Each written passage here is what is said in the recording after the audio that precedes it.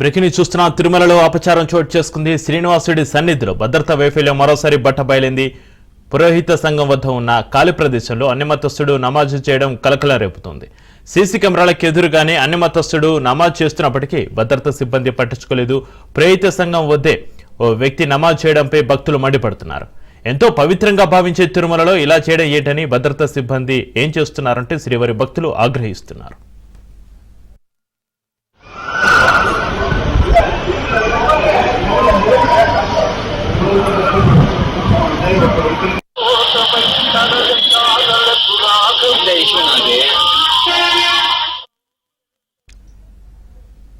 పాప వినాశనం రోడ్డులో కళ్యాణ వేదిక సమీపంలోని పురోహిత సంఘంలో ఓ అన్యమతస్థుడు బహిరంగంగానే నమాజు చేయడం తీవ్ర దుమారం రేపుతుంది. నిత్యం స్వామివారి చెంత కళ్యాణం చేసుకుని వచ్చే భక్తులతో కళ్యాణ వేదిక ప్రాంతం కిటకిటలాడుతూ ఉంటుంది. ఆ ప్రాంతం వద్ద ఓ వ్యక్తి నమాజ్ చేయడాన్ని చూసిన భక్తులు భద్రతా వైఫల్యంపై ఆగ్రహం వ్యక్తం చేశారు. నమాజ్ చేసిన వ్యక్తి కోసం టీటీడీ విజిలెన్స్ అధికారులు గాలిస్తున్నారు.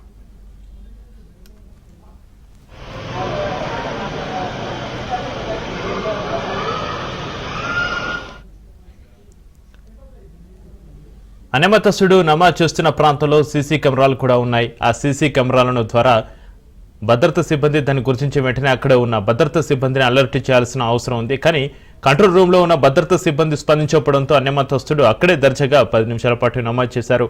ఆ తర్వాత పార్కింగ్లో ఉన్న కారులో ఉండడం తీవ్ర విమర్శలకు దారితీస్తోంది.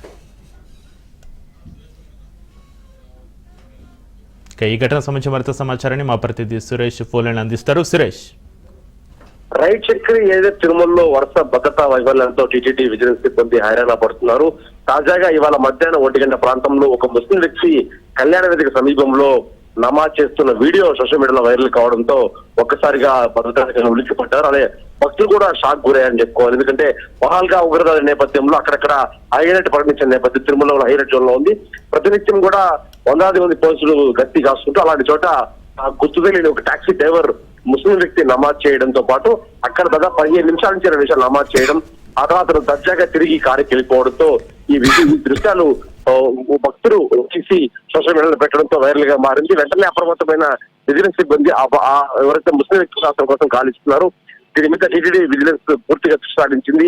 ఎవరైతే అన్యమత తిరుమలకు వచ్చే వారు పూర్తిగా నిషేధం ఉంది. అన్యమత సంబంధించిన గుర్తులు కావచ్చు, బుక్కులు కావచ్చు, మిగతా వారిని కూడా పూర్తి స్థాయిలో కూడా తిరుమలలో కింద అడ్డుకుంటారు తిరుపతిలో. అయితే ఆ రకంగా భక్తులు తిరుమల చేరుకొని టాక్సీ డ్రైవర్ గా గుర్తించారు. అయితే ఇతను గుర్తించే పనిలో టీటీడీ విజిలెన్స్ విభాగం ఉంది. పూర్తిగా సీసీటీవీ దృశ్యాల ఆధారంగా అతను గుర్తించే పనిలో పడ్డారు.